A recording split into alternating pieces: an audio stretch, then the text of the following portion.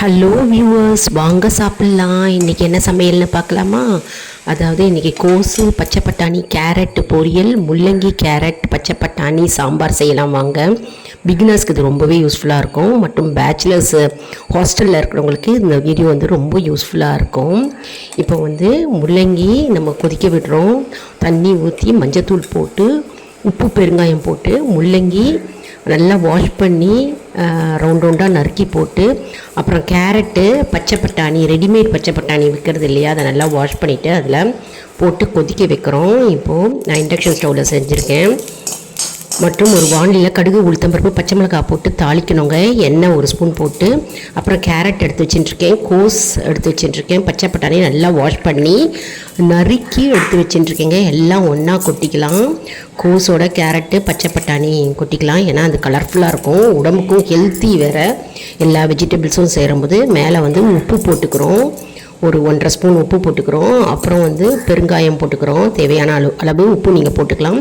அப்புறம் தாளித்து கொட்டியிருக்கோம் இல்லையா, இதில் நம்ம இந்த காயெல்லாம் சேர்த்து நம்ம பரட்ட போகிறோம். கேரட்டு, கோஸு, பச்சை பட்டாணி போட்டு நம்ம பரட்டி நம்ம வேக வைக்க போகிறோம். அதுலேயே தண்ணி விட்டுன்றோம். உப்பு ஏற்கனவே போட்டிருக்கோம் இல்லையா, அதுவே தண்ணி விட்டுருக்கோம். மேலே லேசாக தண்ணி தெளிச்சுட்டா போகிறோம். எவ்வளோ கலர்ஃபுல்லாக அட்டகாசமாக இருக்குது பாருங்கள் நம்மளுடைய பொரியல். ஹெல்த்தி, நம்ம உடம்புக்கு ரொம்ப ஆரோக்கியங்க. மூடி போட்டு மூடினா வேகும். இந்த பக்கத்தில் சாம்பார் கொதிச்சுட்டுருக்கு.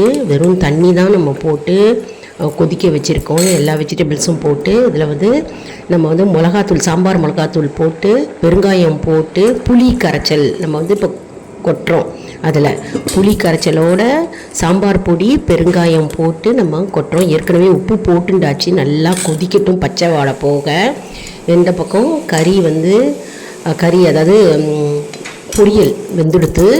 அப்புறம் பருப்பு, குக்கரில் வெந்த பருப்பு, துவரம்பருப்பு வேக வச்சுருக்கேன். கூடவே வேணால் பைத்தம்பருப்பு வேக வைக்கலாம், வேணும்னா சேர்த்துக்கலாம். ஒரு ஸ்பூனு நல்லா வெந்த பிறகு மெசிச்சு நம்ம இந்த கொதிக்கிற சாம்பாரில் ஊற்றிடலாம்.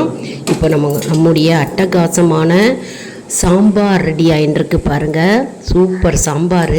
கமன்னு வாசனை ஊரையே தூக்கும், திருவியே தூக்கிறது. பக்கத்து வீடு, அண்டை வீடெல்லாம் கேட்குறாங்க எங்களை, என்ன சாம்பார் செஞ்சுருக்கீங்க, கம்முன்னு வாசனையாக இருக்குது அப்படின்னு சொல்கிறாங்க.